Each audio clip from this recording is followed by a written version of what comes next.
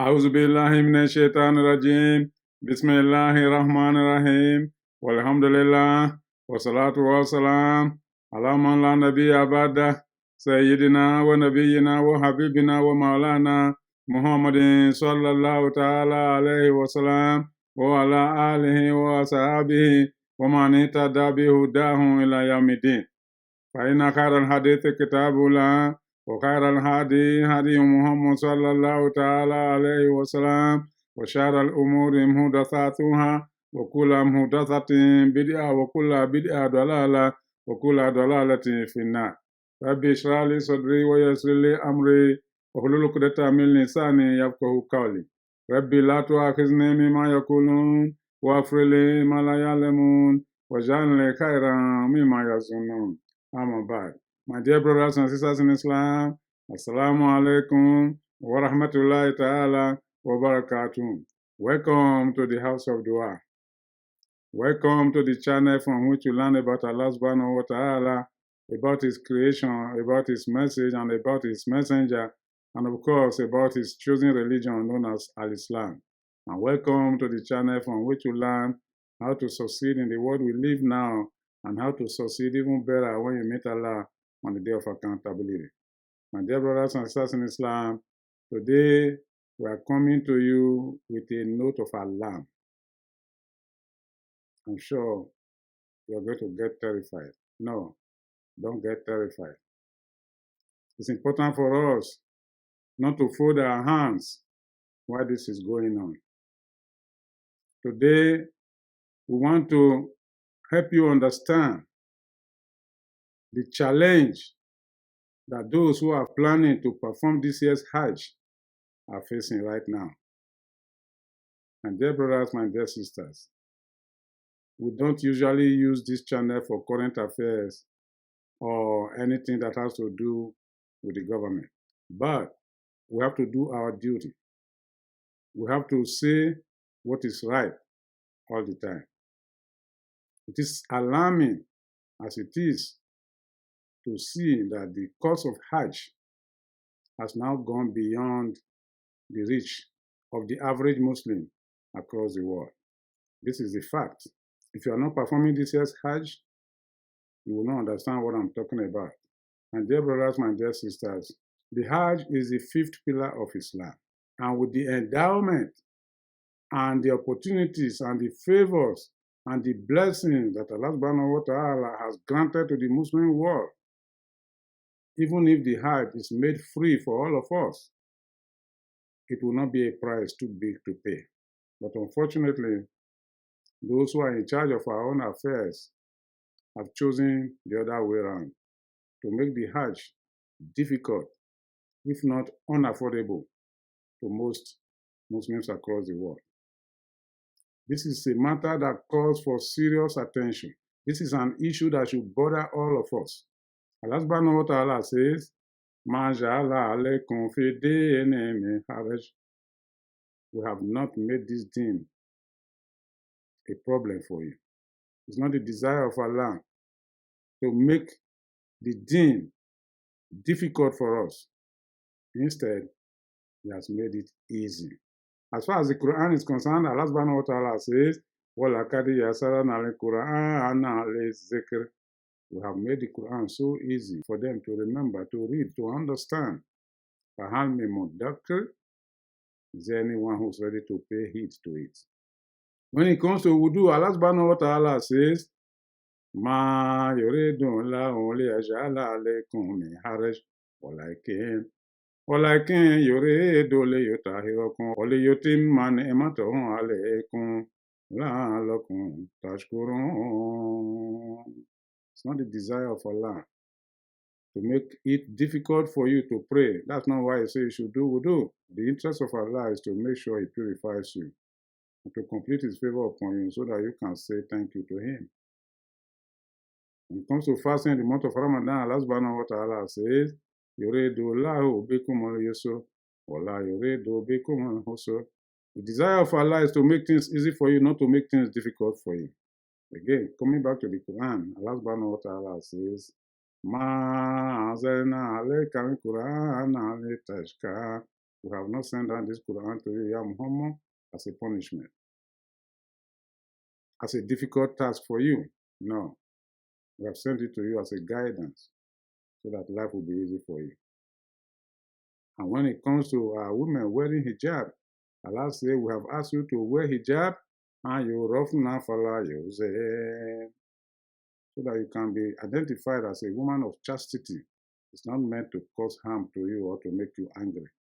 Allah subhanahu wa ta'ala has always had the love of his creatures uppermost.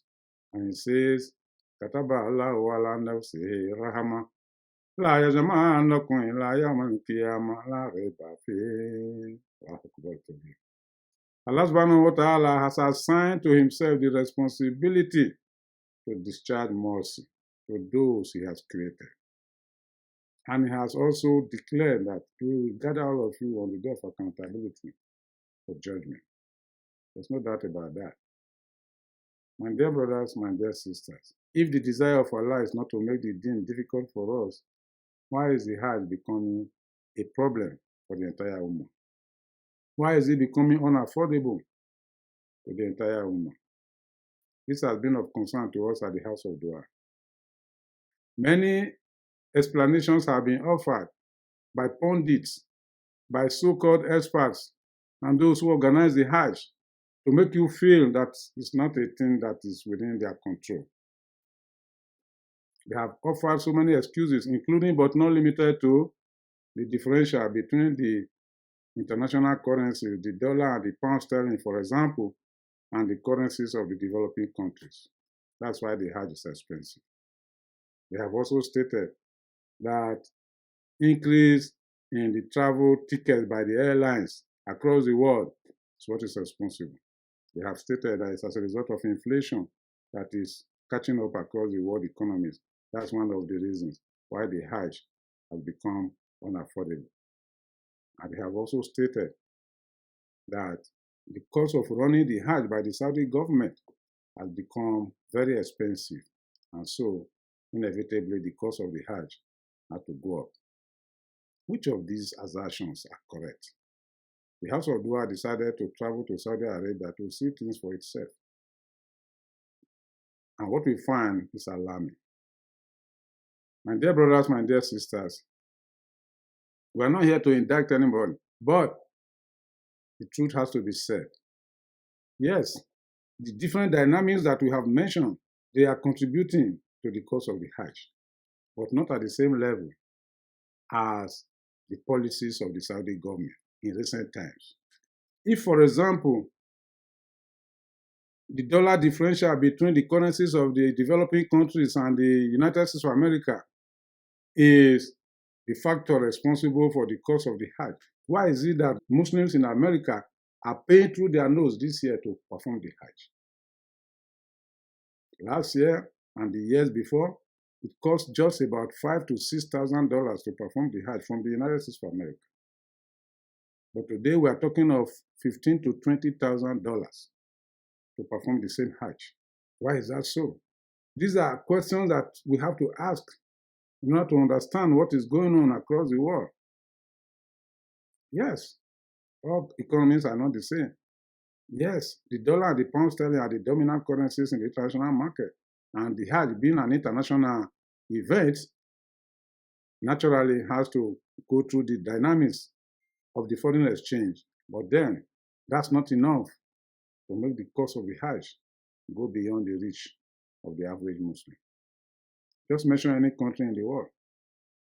The cost of Hajj this year has gone beyond what is understandable. Take West Africa, for example. Just last year here, some people performed the Hajj with about 1.9 million, 2 million. But this year, they are performing the same Hajj with 3.5 million average in a country like Nigeria, for example. What explanation have we got for that? My dear brothers, my dear sisters, when we got to Saudi Arabia, we found that as a matter of policy, the Saudi Arabian government has hiked the cost of services for the Hajj across the board. Accommodation, transportation, medical care, both in Mina, in Medina, in Mecca, in Arafah, they have all gone up. So also, the cost of services for slaughtering at the city of Mina after the Hajj all have gone up from an average of 30% in some cases and 50% or even 80% in some cases. This is why the cost of Hajj has become prohibitive.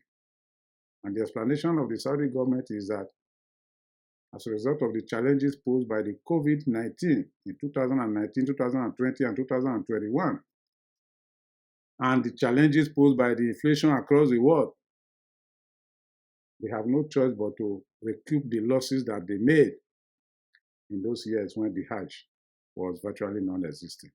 Is that a justifiable explanation for us? That should not be the case. Now, there is a variable policy that the Saudi government has also introduced that made the cost of Hajj in the Western world prohibitive. Beginning from this year, the Saudi Arabian government has disallowed agencies from processing people to go for the Hajj. Instead, for you to qualify to go to Hajj, you have to now be in a pool and be selected by a computer-based arrangement.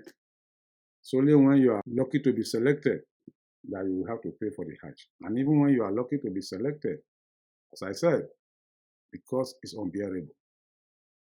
The Hajj that cost about $6,000 last year, you are now being asked to pay $15,000 to $20,000 before you can perform the same Hajj. Many people have thrown in the towel. I know of several friends and relations who were ready to perform the Hajj this year, but they are giving it up.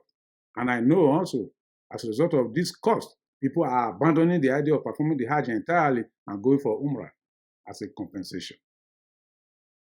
My dear brothers, my dear sisters, this is a trend that needs to be reversed. That's why we are bringing it to you today, so that you can raise your voice wherever you find yourself, between you and your government, and also between you and the Saudi authority if you are lucky to be at the Hajj this year. Let them know that the decision is unfavorable and therefore need to be redressed. It's a matter for which all of us need to speak out. The cost of Hajj, if it's allowed to continue like this, then the fifth pillar of Islam will be neglected by the Muslims. That's the implication. And dear brothers and dear sisters, Allah subhanahu wa ta'ala says, وَلِلَّهِ عَلَى النَّاسِ حِجُّ الْبَيْتِ مَنِ اسْتَطَاعَ إِلَيْهِ سَبِيلًا. It's obligatory for the entire mankind to pay a visit to the house of Allah in Makkah. That's the commandment on the Hajj.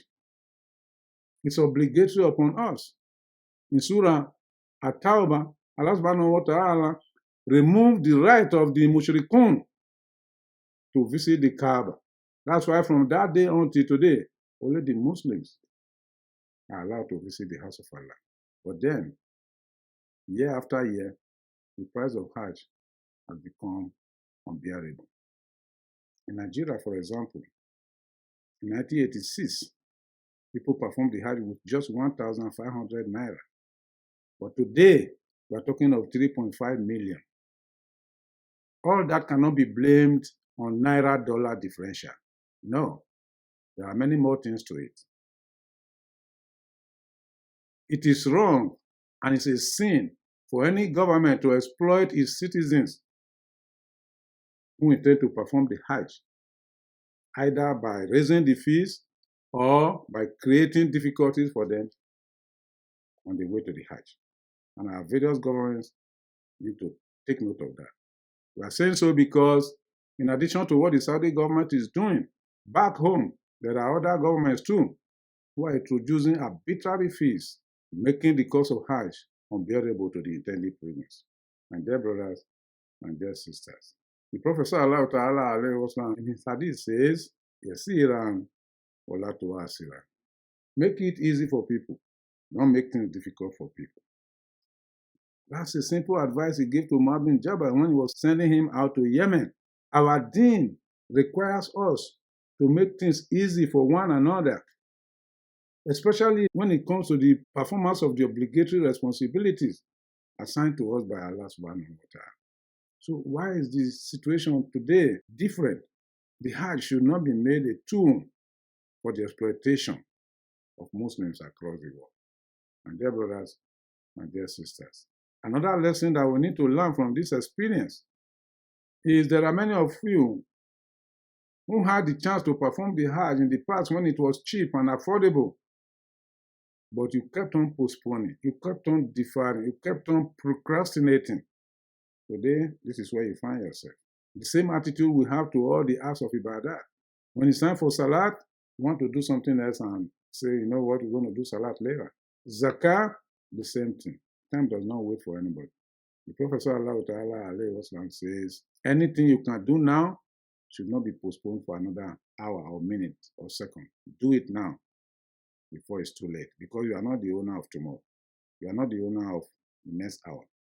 While we appeal to our Saudi authority and our various governments in different countries of the world, it's important for us to know that as Muslims, we must not close our mouth or fold our hands when we see things getting out of hand in the deen of Islam. We must be active to question our government and hold their feet to the fire when they are going wrong. This is the message we want all of us to understand today. We condemn this unjustified increase in the price for this year's Hajj, and we call on the various governments across the world to work together in tandem to make sure that the next Hajj does not take the same course. And we are particularly reminding the Saudi authority that it's not by mistake that Allah subhanahu wa ta'ala placed the Kaaba in that environment. It is not the desire of Allah that they should turn the Hajj into a business, into a money-making venture, and in order to attain that goal, make the Hajj unaffordable to those who intend to perform the Hajj. They have the obligatory responsibility to make sure that the cost of the Hajj is reasonable and affordable. We ask Allah subhanahu wa ta'ala, those who are performing the Hajj this year, may Allah take them to the Hajj and bring them back safely. And that's the more reason why they need to know that with this amount of money you are spending to perform the Hajj, you are not going to the Hajj for holiday. You are not going to the Hajj to take pictures. You are not going to the Hajj to make movies. You are going to the Hajj to serve Allah subhanahu wa ta'ala. That's why in the verses relating to Hajj, you hear Allah subhanahu wa ta'ala continuously saying, Waskurullah, Waskurullah, Waskurullah kama hadakum, wa in kuntum min qablihi lamina dhalin. Remember Allah, remember Allah, remember Allah. For before you came to the Hajj, you were like one who is lost. There's an opportunity for you to gain your direction, to purify yourself, and be a better Muslim. The Hajj is not a holiday. The Hajj is a serious responsibility. So for those of you who are performing this Hajj, we ask you to make adequate provision. That's why what Allah says, Al-Hajju ashhurun ma'lumat. Faman farada fihinna al-hajja, wala rafatha, wala fusuka, wala jidala fil hajji. وما تفعلوا من خير يعلمه الله وتزودوا فإن خير زاد التقوى واتقون يا أولي الألباب. That's from Surah Al-Baqarah. In this verse, among other things, Allah subhanahu wa ta'ala says, what does Allah do? Make provision. Make sure you have adequate resources in your pocket to pay for the Hajj, to perform the Hajj comfortably before you come home. Don't go to the Hajj and turn yourself into a liability to the Saudi government. Make sure you have enough to live for your family before you go for the Hajj.